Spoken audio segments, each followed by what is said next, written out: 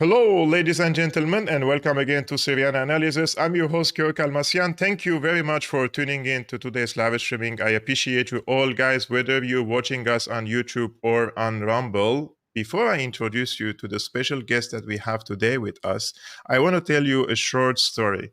A few months after I established Syriana Analysis YouTube channel in order to deliver the other side of the story of what's happening in my country, I invited the former UK ambassador to Syria, Peter Ford, to my YouTube channel, and this was in 2018.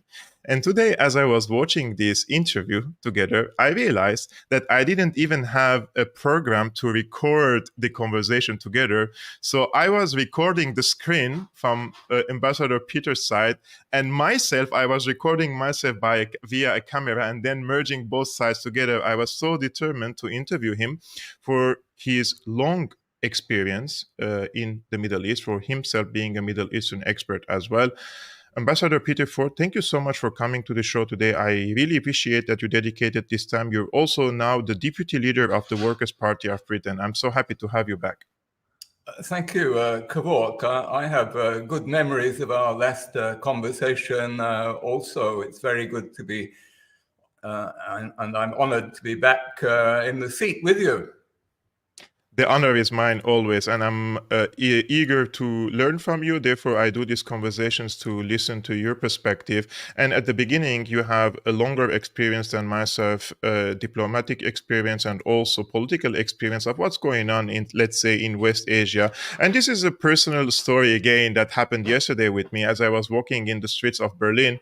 And I came across a famous, let's say, or an active Palestinian activist who I watched his videos on Instagram, and I approached him and I told him, I appreciate what you do.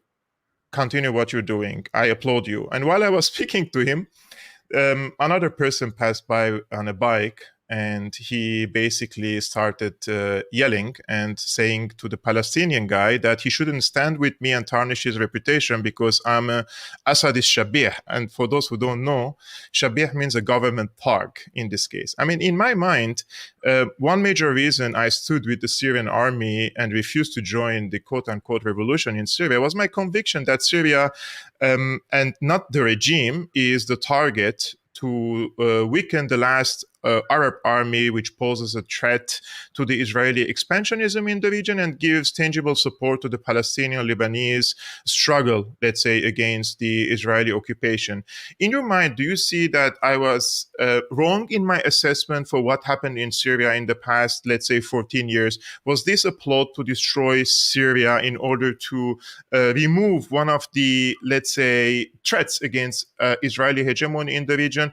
Or I fell into the propaganda of the Assad regime, which says that this was a plot to weaken Syria, and unlike what the regime says, again, this was a popular revolution to bring a democratic system to Damascus.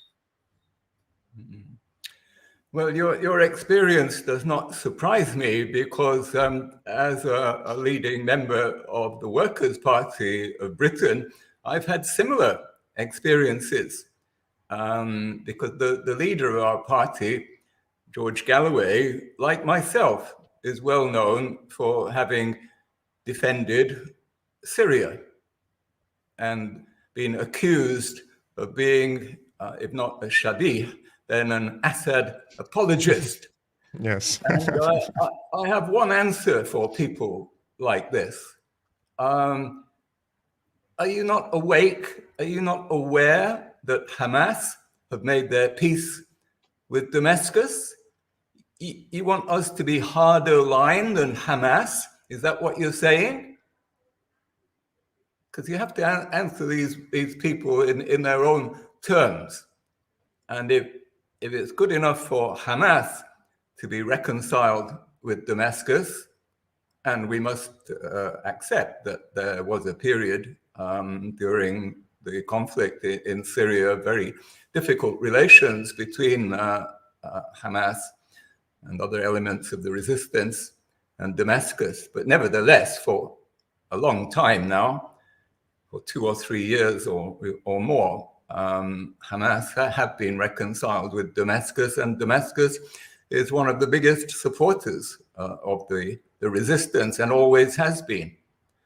So that's my reply to these people. I mean, basically, these people are just parroting Western propaganda. They were encouraged, or elements in the Ummah, in the Muslim world of Islam, were encouraged to see Syria as the enemy. Why? Precisely because Syria was the enemy of Israel and the biggest obstacle to US plans for domination in the region. And this going back many decades. This is not new. In Washington, they speak of a 50-year war on Syria. And that's about right. It's about 50 years that Washington has been attempting regime change in Syria. And that is principally because Syria refuses to bend the knee. Syria has always been the beating heart of Arabism and has been the biggest supporter of the Palestinians. After all, were Hamas and jihad not, as the Westerners would put it, harbored, sheltered in Damascus and protected from US pressure? I should know that, because when I was ambassador in Damascus, I received instructions from my government to go and complain to the Syrian government that they were harboring these organizations. And I was always put firmly in my place by people like Farouk Shara at the time. But we have to be objective. Syria has always been the most reliable, the most sincere supporter of the Palestinians and the most awkward enemy for Israel and Western plans. And that has always been the case, never changed, and it's the case to date. Syria cannot be forgiven by the Western powers and by those in the area who consciously or unconsciously follow the Western agenda. Syria has always stood firm and always will do, I'm sure. Ambassador Ford, you mentioned that you received instructions from London to complain about Damascus's harboring of what Britain and the United States call terrorists in Damascus. And in this case, you said that Farouk Shara was, let's say, they didn't accept these instructions. But how was Damascus? Like, I mean, you were talking to senior officials at the end of the day in the foreign ministry. Were they open to compromise, let's say, to push the Palestinian or the Lebanese resistance under the bus in exchange for, let's say, Western opening investments or some toning down of the pressure on Syria? Because Syria was also living under constant pressure and sanctions, right? No, they were completely uncompromising. And that's a compliment, I have to say. I had to report back to London that I had completely failed in my mission, that I got absolutely no concessions from Shara and Miqdad. He was deputy foreign minister at the time. Absolutely no concessions whatsoever, even though we were at that time talking about a new EU trade agreement, association agreement with Damascus. Made absolutely no difference.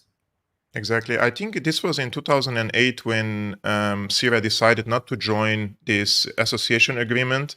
And also the same year when Assad was invited to Paris to the French National Day, and on this day they tried to push him to shake hands with Ehud Olmert. Like almost the officials were pushing him from his back to shake hands with Ehud Olmert, and he refused to shake hands with him. I remember the former Qatari emir, Ban Ki-moon, and the press were like persuading him to shake hands. I think this was the ticking point. This was the point when the West understood that Assad is not going to let's say, compromise on this major case, and that is the Golan Heights, the return of the Palestinian refugees to their homes, basically, and the state for the Palestinians at the end. And it took 2 years to prepare for a sort of a regime change operation. This is my understanding. I could be always wrong because I don't claim to own the absolute truth. I read documents, and I read WikiLeaks, and I read the leaked documents from the CIA, from the Defense Intelligence Agency, and I realized that there was a work done before the eruption of the protest to trigger this protest and then develop it into an armed insurgency. And this is what they planned for. This is, in my understanding. Those who are watching and disagree with this, they could have their own facts. Present your facts and we can argue on this. And you're also welcome to my show and we can discuss about this issue as long as you like, guys. Ambassador Ford, as we're speaking about Syria, Palestine, and the Israel and this ongoing conflict in West Asia, I've been what happened after October 7, I want to use the word radicalize me, but not in a negative way. I completely changed after October 7 in my understanding of what the Palestinians and the Syrians and the Lebanese represent in the eyes of the officials in the West. For them, even 1 million people die from us, and it did in Iraq, in Syria, and now in Palestine. They're like a flies for them. But there is also the other camp here, what they call themselves the axis of resistance. They are resisting against this American and Israeli project in the region, and they are nowadays engaged in an armed struggle. Today I was reading an article in Haaretz, and I want to screen this article for us to see. And the title of the article says, Israel will collapse within a year if the war of attrition against Hamas and Hezbollah continues. And I highlighted 2 paragraphs here. The author says, I assume that Defense Minister Gallant already understands that the war has lost its purpose. Israel is sinking deeper into the Gazan mud, losing more and more soldiers as they get killed or wounded without any chance of achieving the war's main goal, and that is bringing down Hamas. The country really galloping towards the edge of an abyss. If the war of attrition against Hamas and Hezbollah continues, Israel will collapse within no more than a year. I mean, when I read such articles, I will just keep it on the screen at the moment. Do you see that Israel is in a really big trouble like this? They could collapse in a year because the Iranian side says, or unofficially, that they are boiling the frog. Like they're cutting the elements of the strength of Israel. In the Red Sea, for example, there is a blockade and they're overwhelming Israel strategically with guided and guided missiles from Lebanon. They're exhausting the economy of Israel in a harsh way. And at the same time, they're displacing tens of thousands of Israelis from the Gaza enclave, from the northern occupied Palestine, for example. Do you see that this is a realistic scenario that in a year Israel could collapse because of the war of attrition? Two thoughts. First, we must be aware of wishful thinking. And in some ways, it would be to be desired that Israel should collapse, if that means the end of the war and the end of occupation. But the second thought is, what do we mean by collapse exactly? If we mean military collapse, I doubt it, frankly. If it means society collapse, yes, it's already halfway there. Israeli society is fracturing. Economic collapse is already well underway. And I think people like Gallant see this and understand that Netanyahu's agenda is quite different from a proper Israeli nationalist agenda. It's the agenda of Netanyahu and his far-right allies. So if you mean a weakening, if collapse means a serious weakening of Israel, then yes, it's well underway. Israel has never, since its conception, faced so many problems on so many fronts. including loss of international prestige, loss of its moral advantage, loss of some of its allies. But will this translate into military collapse? I think it would be unwise to count on that. Yeah, I agree with you on this. I think there is a fear-mongering element in this by Israeli, let's say, journalists in order to trigger probably some sort of unrest against the Netanyahu government. Many people aren't happy with what Netanyahu is doing, especially, let's say, more left-leaning newspapers like Haaretz, as we see in this case. But all in all, when we see the situation and the broader picture, Israel is in a real trouble. You mentioned, for example, the reputation of Israel is gone, and it's irreparable, in my opinion. And there is the element of deterrence that they have lost multiple times in the region, even vis-a-vis non-state actors, and the plausible case of genocide in ICJ and ICC. So from all fronts, you see that Israel is cornered and the Netanyahu government is cornered. But this is dangerous, in my opinion, that this could push Israel or into escalation and a regional war. Because in this case, they cannot achieve a decisive victory against Hamas and Hezbollah. So they want to drag the Americans and the Brits in this case. Do you see that the Israelis are headed to such an escalation? I know that it's a huge miscalculation, but from the provocations that I see, that they want it. They want this war. Yes, this is the big risk, and I agree that the Israelis, or at least Netanyahu and his crew, would like to drag the United States into open conflict with Iran. But I'm not convinced that the Israeli regime have yet reached that point. If they really wanted to provoke a regional war, it wouldn't be so difficult. They would not be pulling their punches. And let's be rigorous in our analysis here. When they attacked Tehran, not a single Iranian was hit. It was a Palestinian target, a very senior target, very political, but in terms of on the strategic level, the military strategic level, it didn't have much meaning. And I believe that Iran has to be very cool in its own analysis, sort of moving forward the discussion a bit. How should Iran be reacting here? I think, as you said, the Israelis are flirting with danger.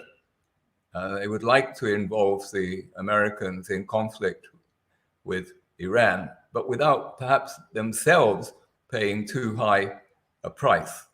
I think Iran would be wise to remain cool and patient and to let time do its work, because time is not on the Israeli side. For all the reasons that we were just discussing, Israel is becoming weaker with every month that passes. This is why Israel is pushing things towards a climax, because they know that time is not on their side. Every day that passes makes the military establishment more willing to withdraw from Gaza, because they can see that the heavy losses they're taking, and they can see that they will not achieve Netanyahu's goals. But Iran has been provoked, but precisely because the provocation was deliberate, Iran should refuse, I think, to be provoked, refuse to let the Israelis set the agenda. Iran should not fall into a trap. I've been saying this ever since the day on which Haniyeh was assassinated, that Iran should not let itself be provoked. That is what the Israelis and some of their American friends would like. And precisely for that reason, Iran should not allow itself to be provoked. Neither should Hezbollah.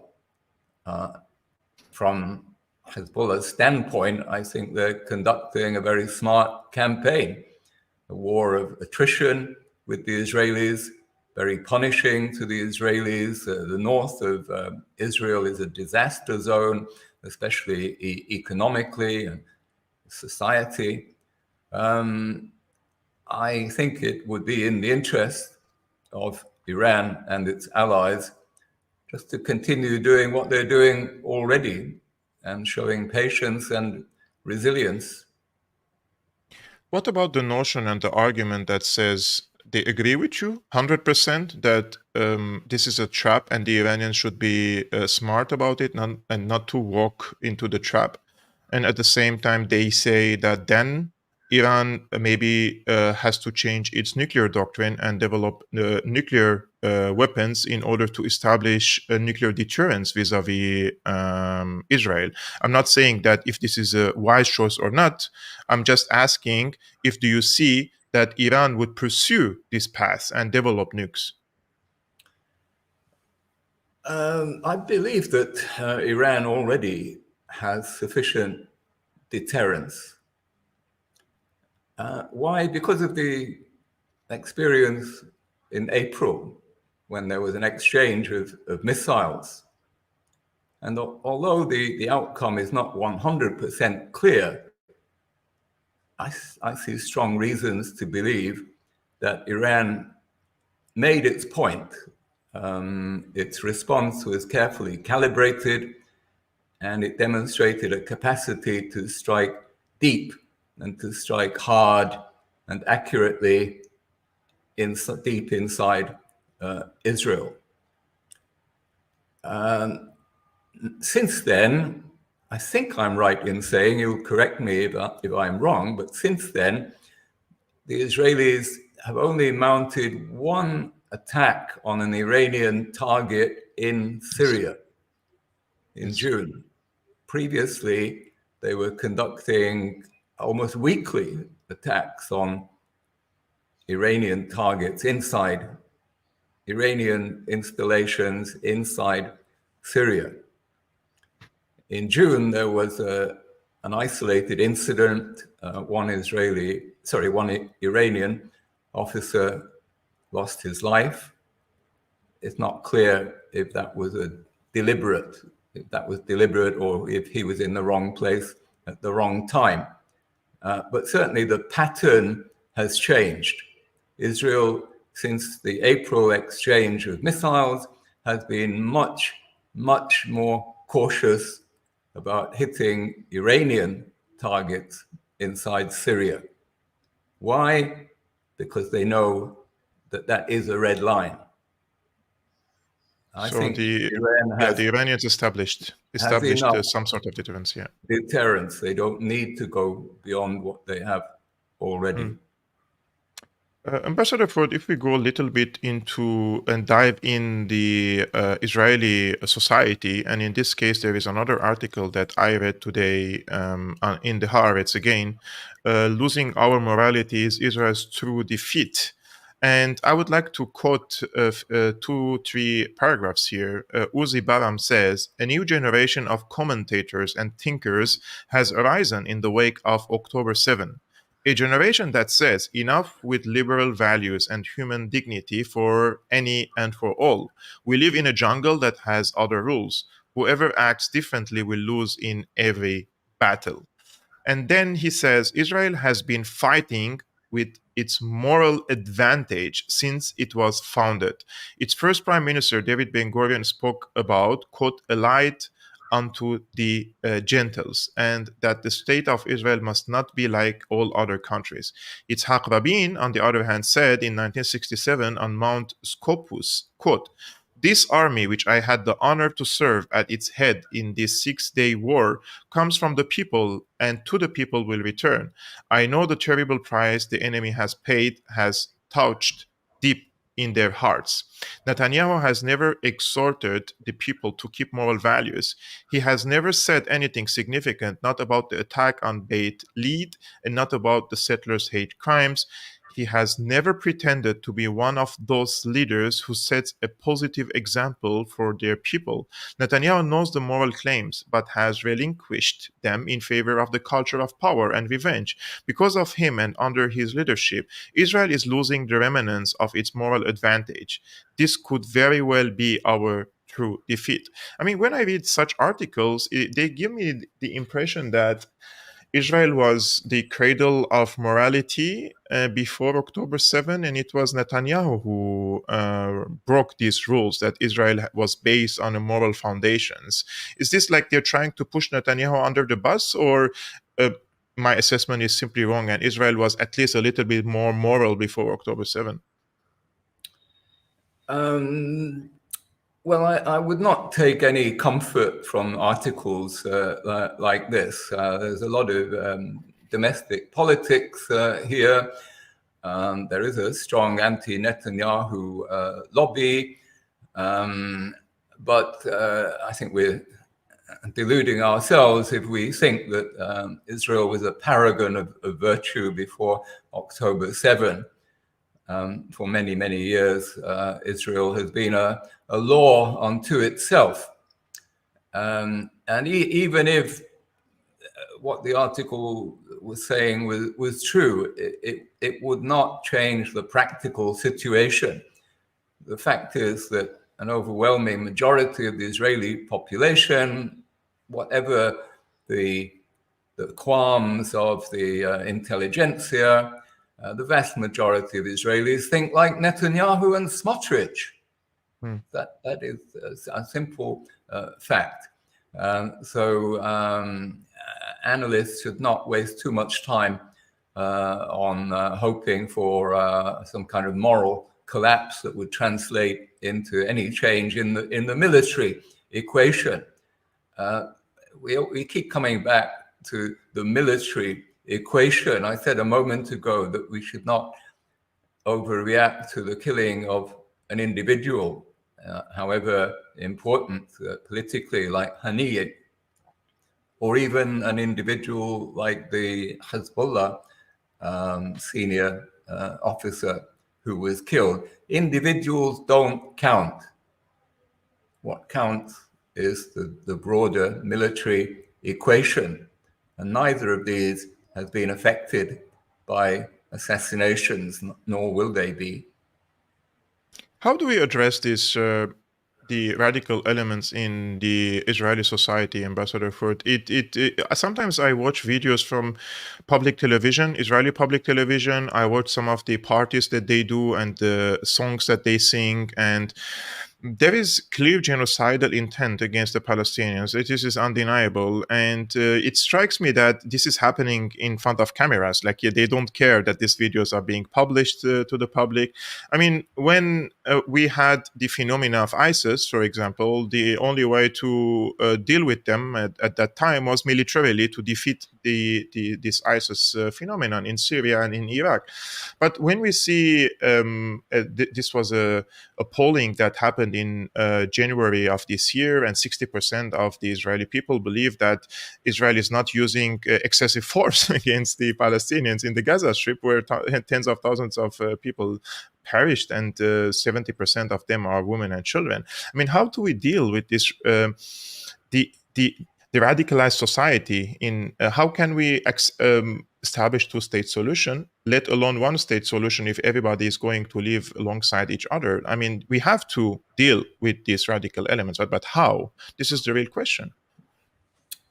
Well, resistance has to be performed on many levels, including the moral level and the intellectual level. And the battle of ideas is an important part of the battle space. It's not the determining element, that's always military. But even the military is affected by morale.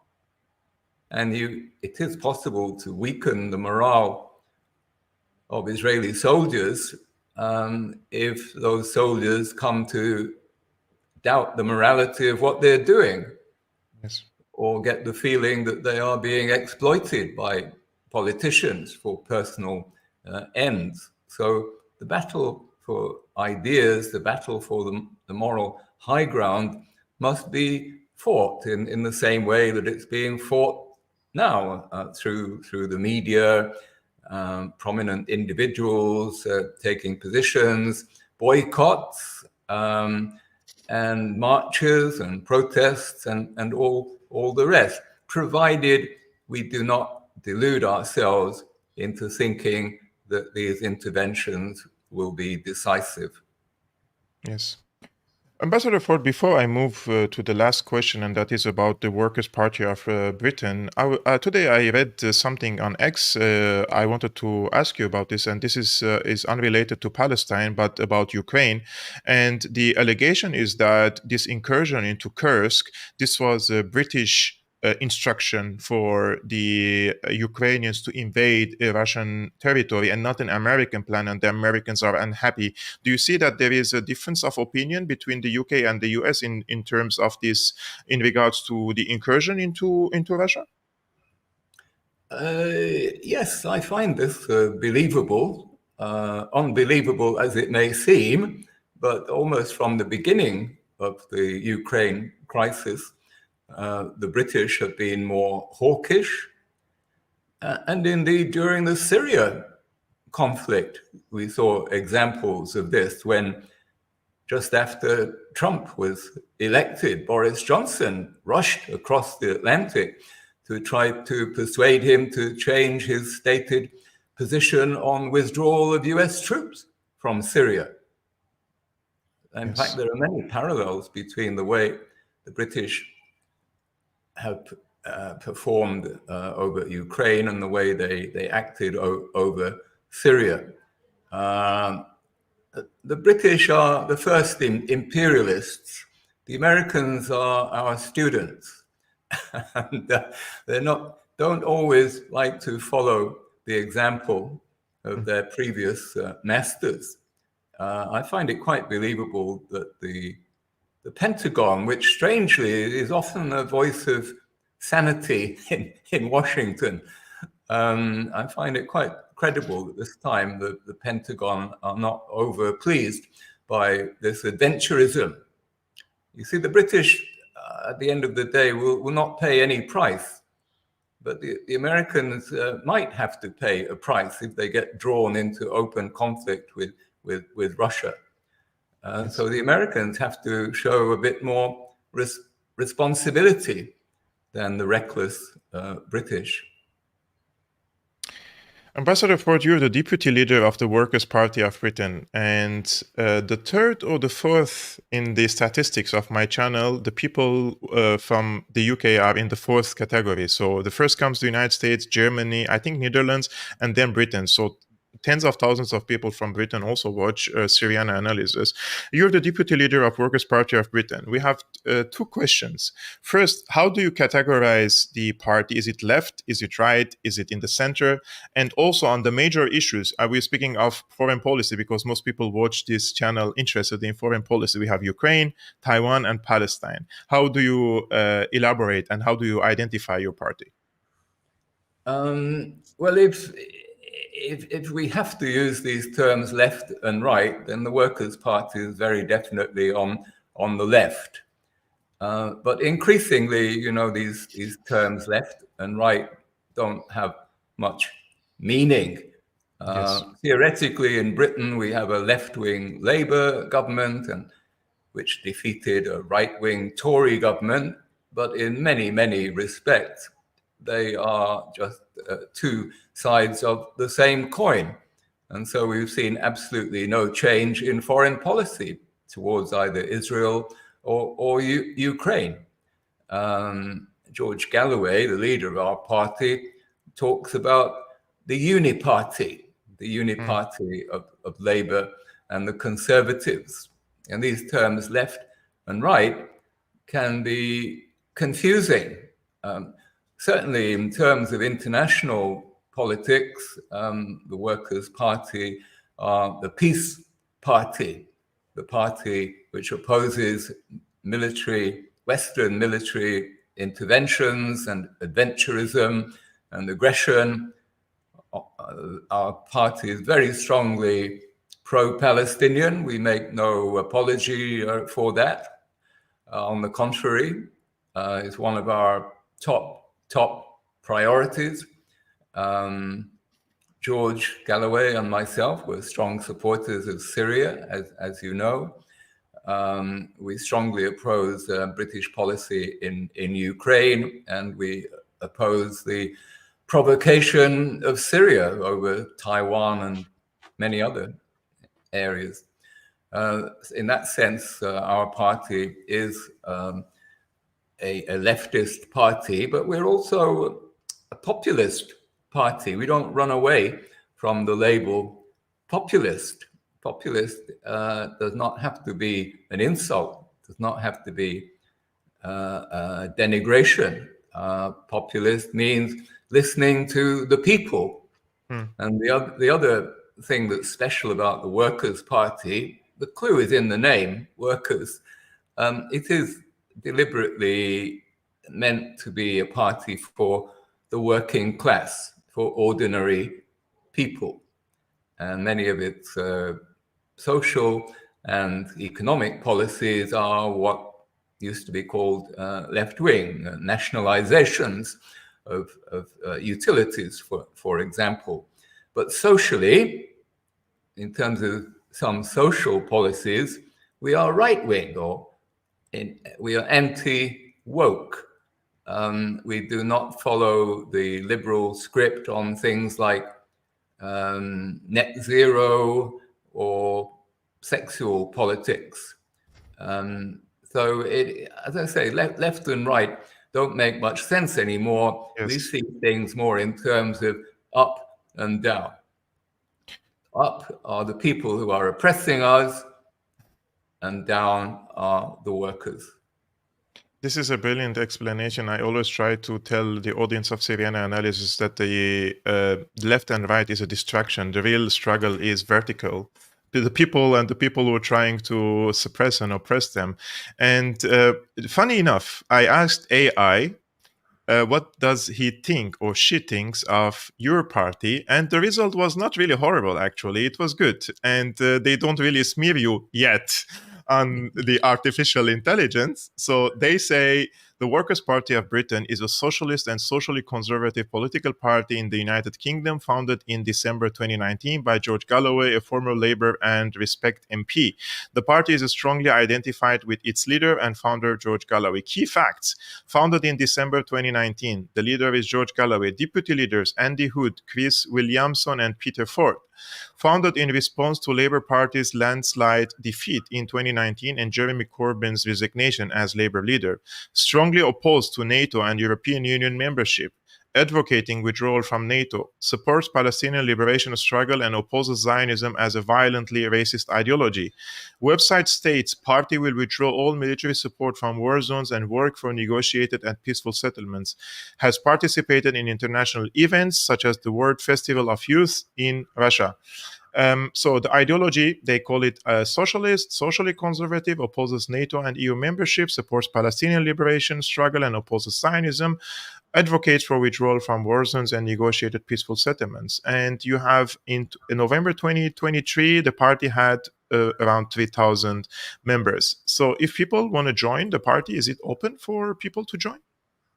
Of course, yes, and we have massively increased. Just a year ago, I think we only had about 500 members, and now we're in 3,500, something like that. And we managed to field 160 candidates in the general election all over the country. And bear in mind that all of these candidates were funding themselves, because our party is very poor. We don't have, as you might imagine, we don't have any rich benefactors. We don't have any governments or billionaires who are quietly passing us money in brown envelopes. That was very remarkable that we fielded all those candidates. We did not succeed in getting one elected. Even George Galloway lost his seat, but not by very much. And this is but we came close in half a dozen places, and this is remarkable that a party which opposes NATO and which is pro-Palestinian can come close to having half a dozen MPs. And we'll continue down this line. Ambassador Ford, this is the website of the Workers' Party of Britain. Is there any place that people can probably donate or support the party? I'm just checking because it has a shop. Oh, join. So people can join the party also online, and they can probably also shop. And this is the website, guys, called workerspartybritain.org. So I will also put the link in the description below in case you are from Britain and you would like to join the party and you're convinced by the ideals and the values that Ambassador Ford has been explaining now. The link of the party, I will put it in the description below. You can click it and you can check yourself. You can read their manifesto, you can read the news, you can subscribe to their newsletter, and you can join the party. So I think that would be the best way for you to introduce yourself first to the party, and if you like it, you can join it. So I will put now the link in the description below when I finish this conversation with Ambassador Ford. Ambassador Ford, this was a brilliant conversation with you. I'm very happy and grateful that you dedicated your valuable time to me and for the audience of Syriana Analysis. And I would like to have you back, of course, soon on the channel. Well, it's been a pleasure, Kevork. Thank you for having me. And thank you for asking some very intelligent questions. It makes a change. Actually, it makes a change that we listen to your wisdom, and I host people to listen and learn. It's a learning process for me, but also a learning process for thousands of people. You cannot believe, Ambassador Ford, how many comments I receive every day on YouTube. People telling me, Kevork, thank you so much. This is so valuable. We are learning a lot about the Middle East, something that we never hear on TV. We cannot turn on our TV and hear something intelligent coming from an intelligent guest. So this is also, that's why I'm grateful for people like yourself, that because this is also a learning curve for me. And all the thanks also for the audience of Syriana Analysis for tuning in to today's live streaming. This is going to be the last live streaming for this week. We're going to see each other, guys, on Monday, again, 5 p.m. Central European Time, 11 a.m. Eastern American Time. If you like this content, you can only subscribe, hit the like button, or you can become a patron to support this independent work. The link is scrolling on the screen, patreon.com/Syriana Analysis. Peace be upon you, upon your families, and peace be upon you, Ambassador Ford, and we see you soon. Thank you, Kevork.